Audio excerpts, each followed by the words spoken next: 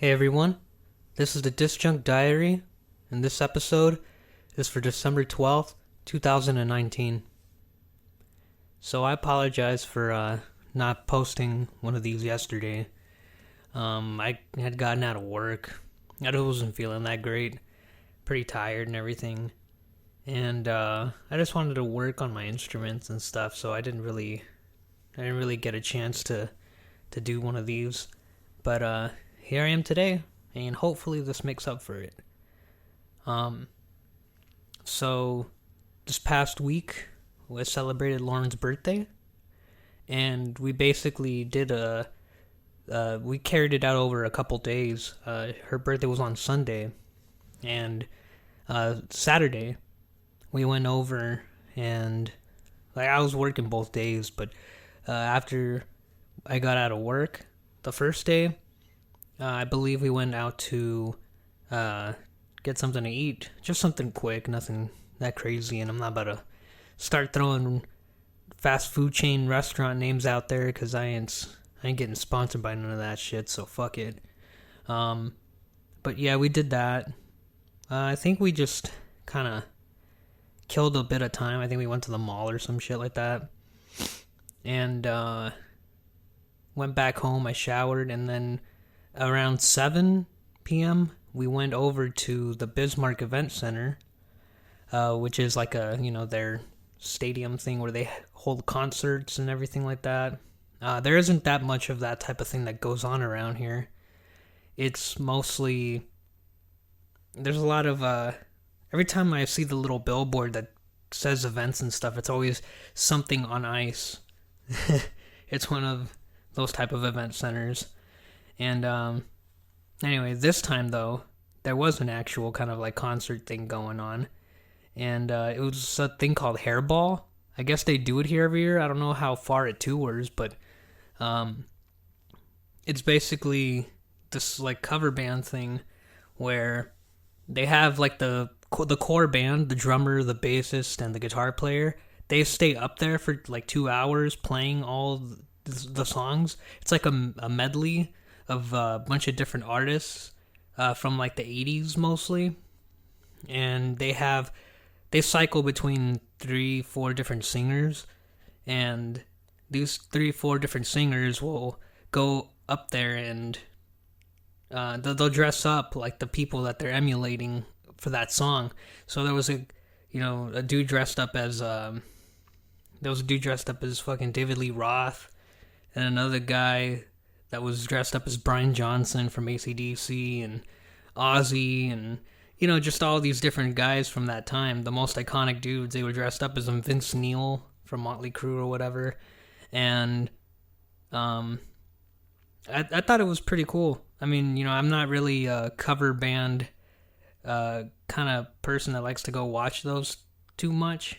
I'd rather see some of those actual artists if I can. I mean, I know a lot of them aren't around anymore. I mean, they did Queen covers and they did Prince stuff too, and but this was pretty cool. A lot of people showed up because I guess this type of thing doesn't happen very often. So when something does happen, people show out for sure.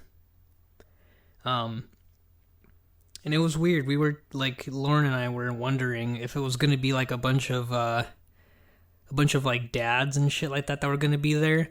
And there certainly were a lot of those, but there was also like a very heavy bro element to it. There were a lot of like dudes like our age, like early 20s and shit, that were they were getting pretty crazy. There was this dude dressed up like Freddie Mercury in the crowd. He had like the white tank top and the mustache. He grew his own mustache for the fucking part and everything. But he was like drinking beer like it was fucking water, and he was like doing like the waterfall thing. He'd get on his knees almost and like do a waterfall like as high as he could like do it from, with his arm and shit, and it was just crazy. And I didn't do a whole lot of partying myself. I don't really drink, and I felt bad. Lauren wanted a beer, but the lines were really long and everything too. There were really a lot of people there, but it was cool, and it made me want to like I mean, I don't even really play other songs that often either, covers and stuff like that, but, it kind of made me wish I was up there playing. I could like, I could feel those like being on stage vibes just from like watching other people up there playing. And, it just made me it just made me miss playing live and everything.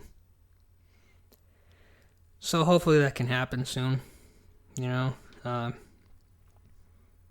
Haven't done much work on the new Zaster album in a while. With all the holiday stuff coming up and all the preparation for some of those things, it just kind of has taken a lot of time away from it and from my own stuff too as well. And, I've been getting back into it again slowly. And hopefully I can send Scott some of these songs that I do have completed soon, because I have about 18 of them that I have the guitar and the bass stuff done for. So, yeah, I'll try to send that sometime soon. I'll probably give him a call after this is done. But, yeah, I hope that we'd be able to go out and tour live, pretty soon after putting a new album out. Because I don't think it's going to happen until that happens.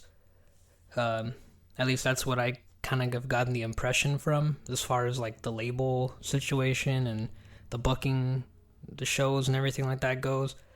So it'll have to wait till then. I hope, for like when Lauren and I move back to California, I hope that I'll be able to, start playing some of my stuff live. I'd like to be able to do it semi-often to keep myself in the groove of playing live to people, so that there's not huge gaps in between tours or anything like that. Because as far as touring goes, I'm not going to be able to do that for my thing for a while, probably. It's not known enough, and I got to put in that work. And I don't mind putting in that work, in order to get to that point, but I just know it's going to take a while. I won't be able to start touring off of my own shit by next year, I don't think. If it does, it'll be a goddamn miracle. I'll tell you that. But yeah, I'm just not really sure where to start, really, as far as the whole LA thing. I'm not really sure where my stuff will really fit in, because it's not metal. And as far as booking shows and stuff like that, I have, it's like I know some of the people that do shows, like metal shows out there, but I just don't think my acoustic music will really fit too much in there. And I mean, it's like we've played metal before. We've played with metal bands before, as the band and everything, but, Scott's stuff is probably a lot more tied to that type of stuff than mine is. I mean, his music is a lot darker in tone, for one. I mean, my shit, I think, could get kind of sad or depressing at times, but I feel like the feel of it is a lot more different. I'm not saying that like I play poppier type of stuff necessarily. I just think that it does have a lighter feel, even if it is still like some darkness in there, and it's a lot more strummy at times. I strum a lot more in some of these songs, and I don't know. I mean, I'm open to playing with whoever. I don't care if I play in a metal show or whatever, honestly. I just don't know if people would be willing to take that on. That's all. But, I don't know. I'm planning on asking around about any tips, of any people that'd be willing to take on that sort of thing, as far as promoters or, people at clubs or whatever. I'm hoping to have this new album out by the time I go out there to make it a little bit easier too. I don't know how the demo submission to venues kind of thing goes, but instead of sending them this last thing that I did like 2 years ago, I'd like to have something new, more updated and shit that I can give to them. I mean, I'm going to have to play bare bones for a while, probably just me and my guitar, but I don't know. I mean, it's aspirations, really, and shit that I would like to happen, but don't really have a plan for. Just being able to start a band or something once I go back out there. I have some ideas of who I'd like to ask already, but, I don't know their current situations or anything like that. I don't know if they have the time to do it. I don't know. I'll have to see. But I feel like I should probably start at least throwing it out there pretty soon to those particular people. And if not, if they can't do it, that's cool and everything too. But I'd like to have a better picture so I know where to start looking once I get there. So that's all probably going to start coming around within these next few months. And I don't know, time is weird. I feel like it's coming up really fast because I have kind of like deadlines with this music shit that I want to have met before I go back. But at the same time, I really want to go back, and it feels like it's taken forever for that to happen. And I miss my parents and my siblings a lot, my sister, my brother. And I got caught stuck reminiscing about some locations, I guess, that I've been to a lot in my life. When I was born in, I was born here in the U.S. I lived in Mexico. I think I might have mentioned this. I lived in Mexico for a couple years, but I was 3 or 4, when I moved out there. And, I was born in Inglewood, which is not too far from where I lived for the first couple of years. I lived in a part called West Athens. I don't know if it's too known. It's somewhere between. It's really close to the 105, I believe that's the freeway, and it's like it's somewhere between Hawthorne and Compton, something like that. And it's like it was a house. It is a house. It's still there. It's a house that used to be owned by my grandparents, my dad's side, and they passed away pretty early on. I don't really remember them. It was that early. I was maybe like 2 years old or something like that when both of them passed away. I think my grandmother passed away first, then my grandfather did a year later. So I think I might have been like 1 when she passed away. So I barely remember anything. I don't really remember 1 and 2 years old. But yeah, they kept the house, and right now, currently my aunt lives there, and she's been living there since I was like 6 or 7 or something like that.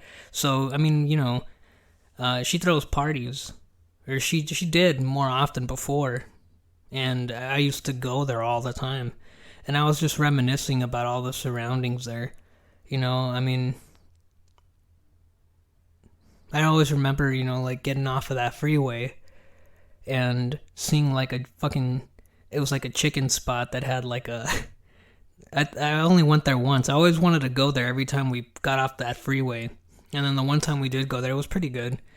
I don't know if it was a chain or something. It was a Jim Dandy's. And they had like the bulletproof glass and shit, and like the sliding compartment thing to put the food through. And like I always remember like seeing, like looking off to the right side and seeing it over there on the corner.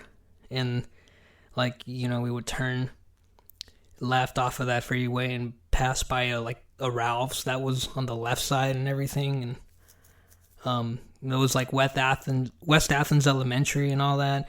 I'm not going to pinpoint it too hard of where, my family is, and they're still there. They're still living there, so I don't want to get too close, to where they're at. But, that's close enough. And, I just got caught in that memory. And I never thought I would say this, because for a long time I really disliked, not LA necessarily, but more like Fontana and just, that general area. But I do kind of miss palm trees. And I definitely miss being outside in the sun. because we finally got that negative weather these past couple days here. It's gone back up a little bit, but that's not saying much. It's still less than 10 degrees. And I have not been able to step outside to take a walk in many, many weeks now. So I hope I'll be able to do that a little bit more once we get back out there. You know, I like taking runs, being active and everything like that, and just having to stay inside all the time, it gets kind of boring. And today I have a day off, which is another reason why I decided to do this today. But today I have a day off, and, you know, it gets pretty lonely just staying indoors all day. You know, Lauren's out working right now, and I don't usually have weekends off. You know, I work in the retail shit, so, you know, that's kind of a rarity. So whenever I do have a day off, especially during this time of year, I'm kind of stuck inside the house. I don't have a car here, and I don't really like to drive that much anyway, so here I am. Oh, by the way, I take lifts from work home, and those things definitely add up over time. Lauren, thankfully, I really appreciate her a lot. She takes me, you know, every day, because I go in at 5 in the morning every day. She takes me to work, but she's at work by the time I get out, because she goes in at 8. So I always have to take a lift and stuff, and that stuff adds up enough as it is. So, you know, I don't like to take a lift during my day off to go visit somewhere else, because, you know, then it just adds up even more that way. And I already spend way too much on that every month. So fuck that. Also,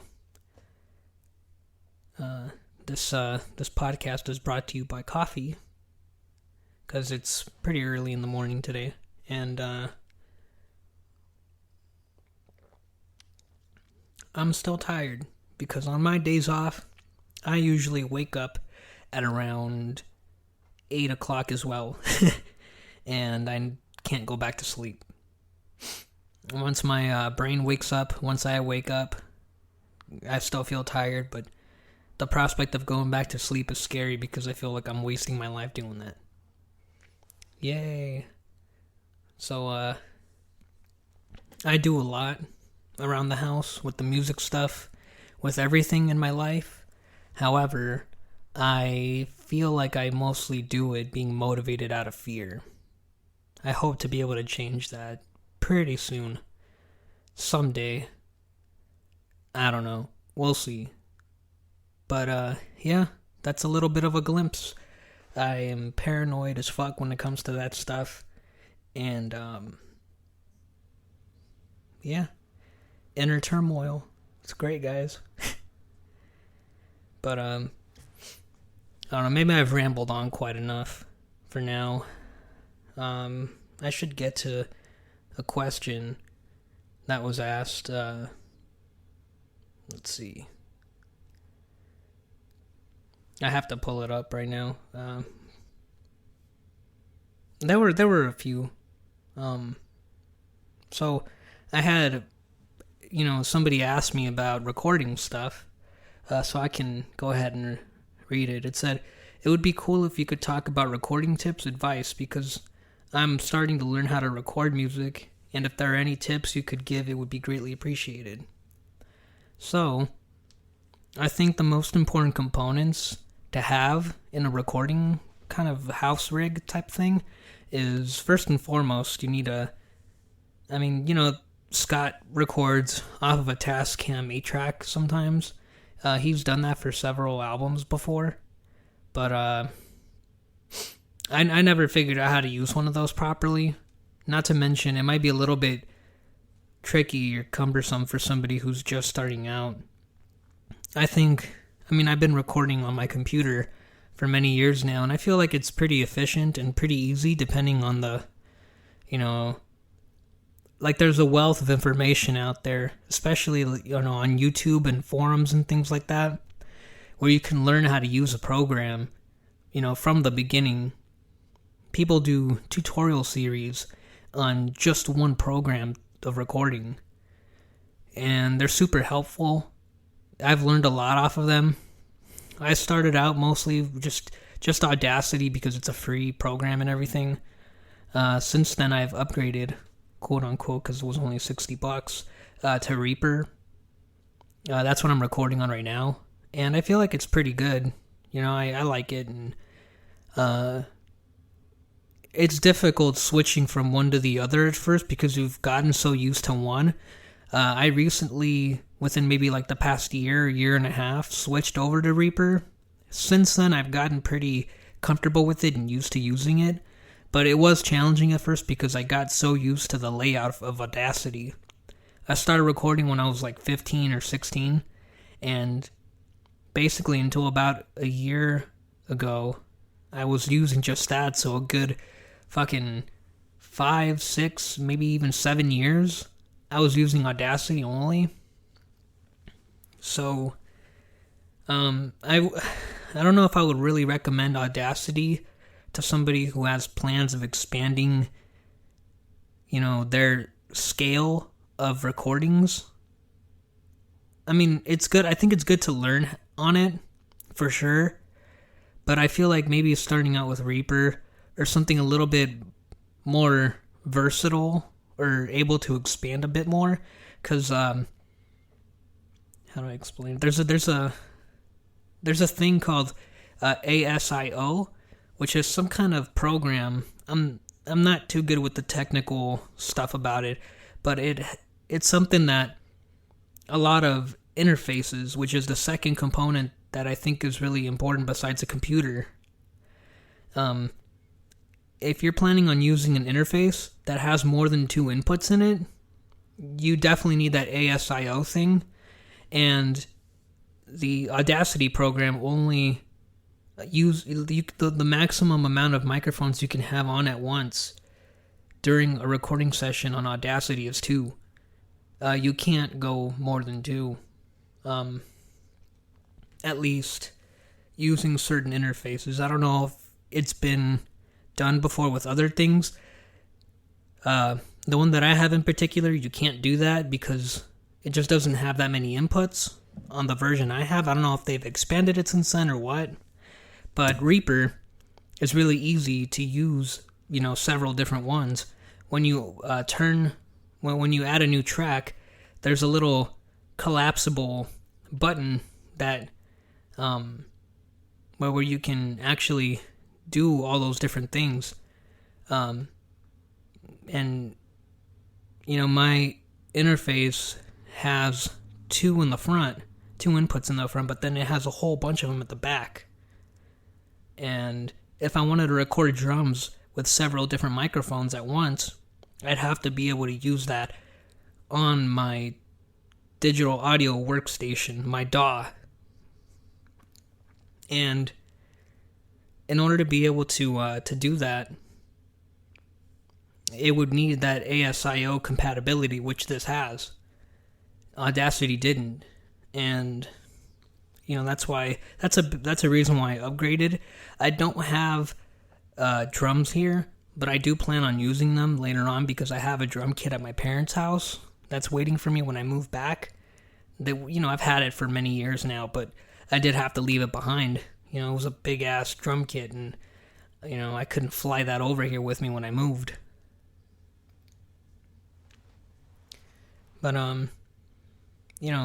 so an interface and a laptop are probably the most important things. Everything else, I think, kind of does depend on what you need, what type of style you're doing, amps and the like, I think a microphone is important.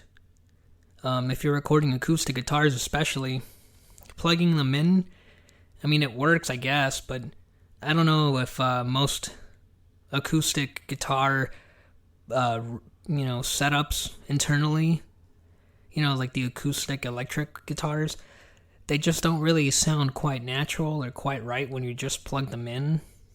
So I prefer to mic them, and in order to do that, you would need a condenser microphone, which is different from like the kind of microphones that you see on top of a stage, that you see people using, to sing through on stage at shows and stuff like that.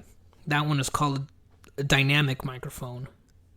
These condenser microphones need an additional power source in order to actually work at all. If you turn off the power source on it, it stops working completely, even if it's plugged in or whatever. And thankfully, a lot of interfaces come with this. It's called 48 volts, aka phantom power, and mine is just a little button that switches it on and off. And I'm using a dynamic microphone to talk into this right now too. And the added benefit of this is that these condenser microphones are they're more sensitive and able to pick up things that dynamic microphones wouldn't.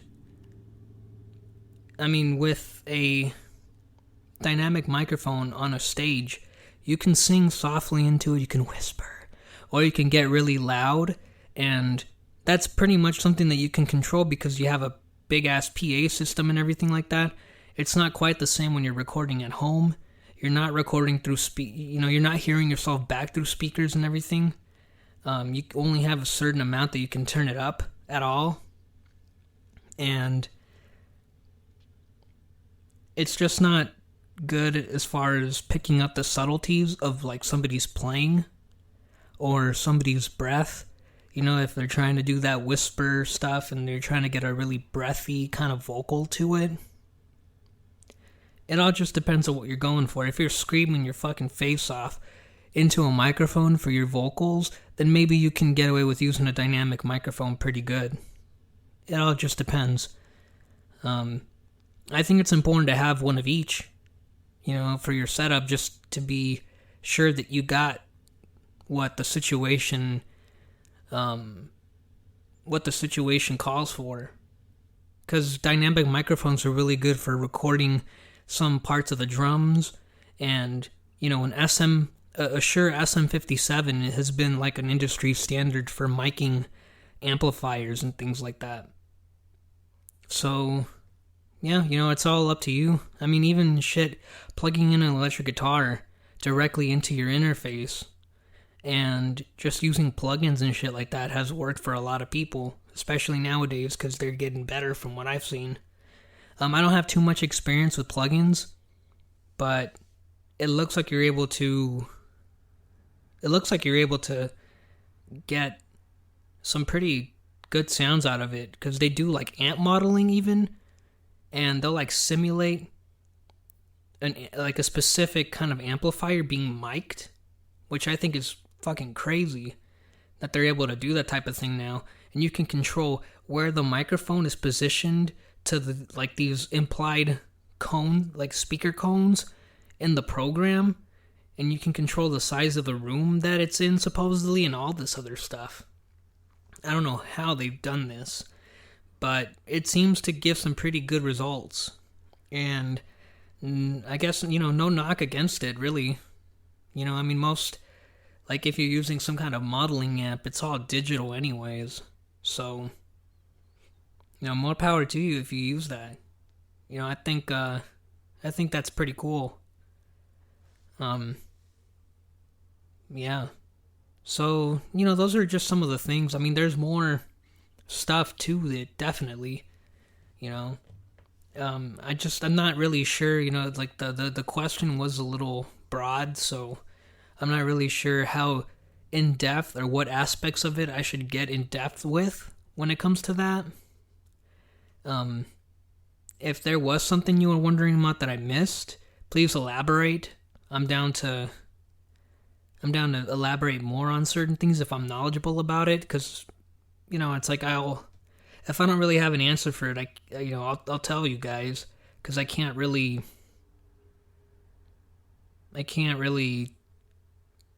pretend that I know about something and give you guys wrong information like that. You know, if it turns out bad, then I'm the one to blame for giving you shit information. So I don't want to do that. But, yeah, there wasn't a whole lot of questions asked this week. I felt like I maybe might have answered too many last time. So, I think there might have been one more, but I'm not really sure how to go about this one. Um, it was a two-part question in the comment, and it's like, could you please elaborate Rachel's involvement with Zaster, how she joined, if she's still in the band, etc. So, no, Rachel isn't in the band anymore. At least I don't think so. I haven't heard anything from her in many months now, and it just seemed like she just wasn't really feeling it anymore. We didn't tell her that she was out or anything like that. She just kind of stopped, talking to us or showing up. So, that's all good. Like, I don't think anybody has any hard feelings about it.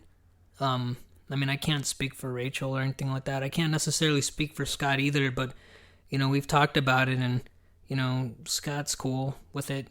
Like, he's not, like, mad or, about her, like, leaving or anything like that. I'm not mad either. I understand.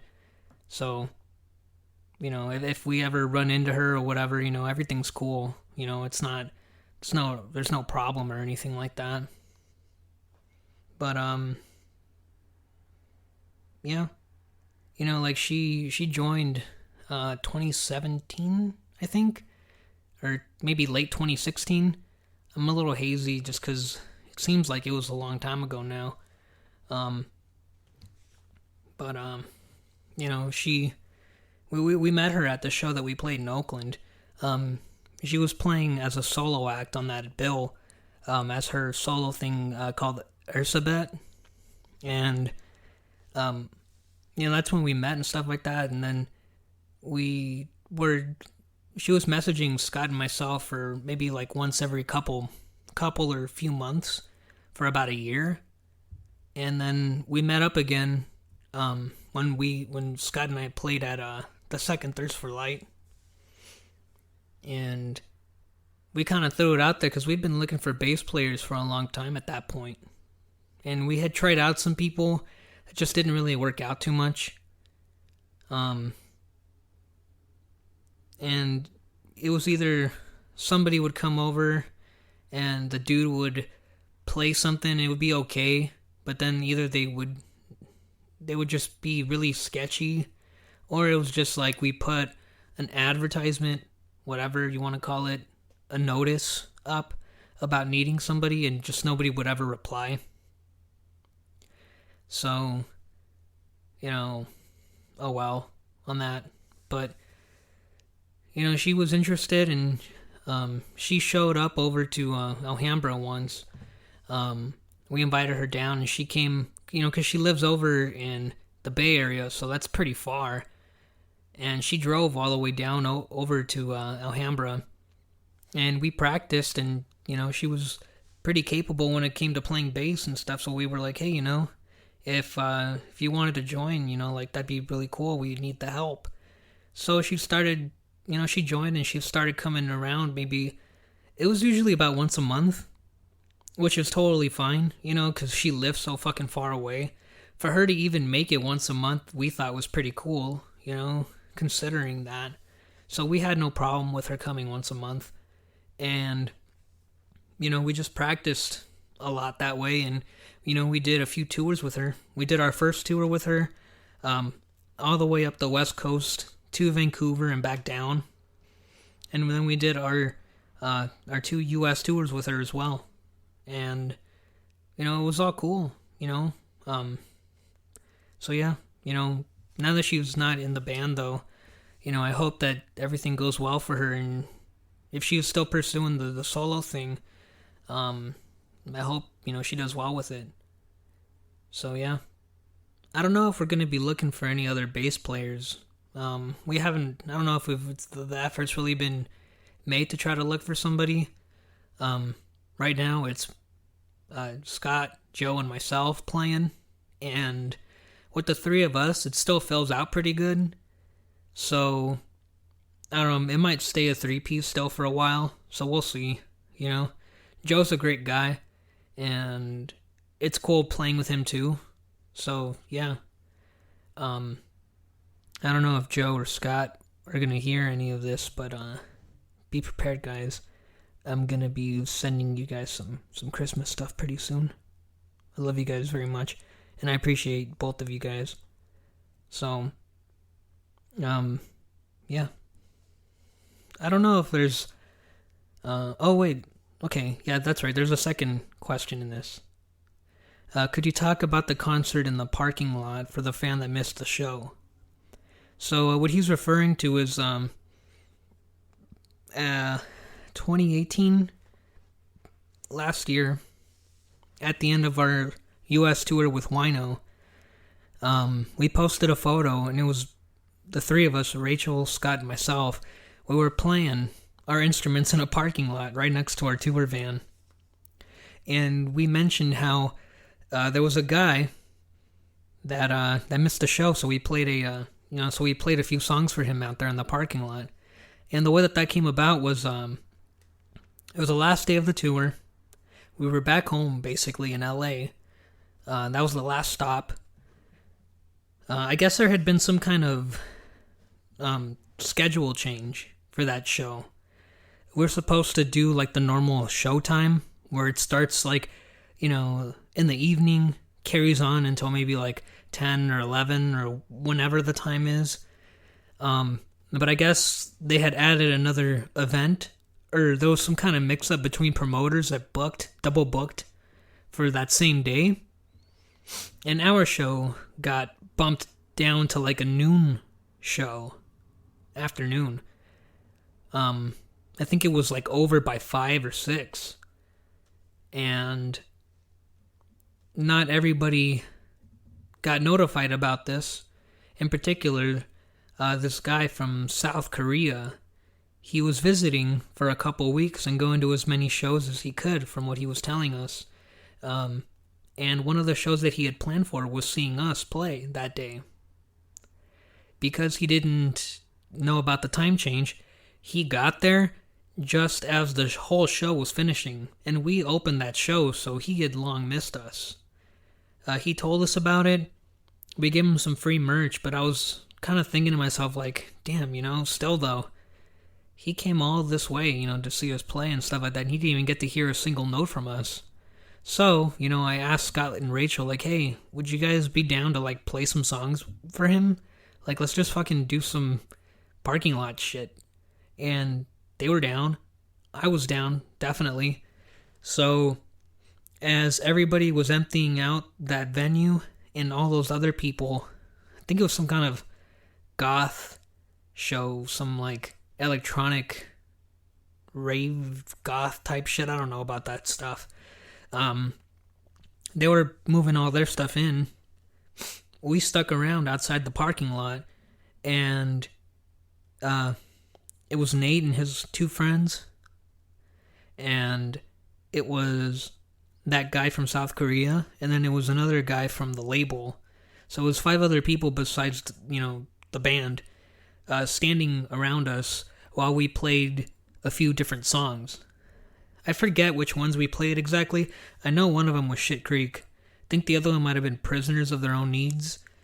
2 more, I think, and, the guy was really thankful about it, and it felt good to be able to do that for him, because he seemed really happy that we did that. And afterwards, we did we did a little bit of a celebration. We went to Roscoe's Chicken and Waffles, because fuck yeah, that place is fucking awesome. And that's one of those places that I intend on visiting first when we move back out to California. That is a mandatory fucking stop for me. And I can't wait. Just thinking about that shit makes me hungry, even though I've already eaten today. Damn. Anyway, I think that's pretty much everything that I have to talk about this time around. Might be a little shorter than usual. Definitely definitely shorter than the last time I did this. But hopefully it was entertaining enough. I don't know if my semi-technical babbling about the recording stuff was, I don't know if it was entertaining or interesting or whatever, but yeah, I hope you guys can write some more questions in. I really appreciate anybody that's listening and anybody that gives suggestions. Gianluca, I haven't sent the shirt yet, but I will soon. I just got paid today, and I'm gonna make sure to send it before this week is done. So, thank you guys so much for listening, and I hope you guys have a good week. Thank you so much. Bye.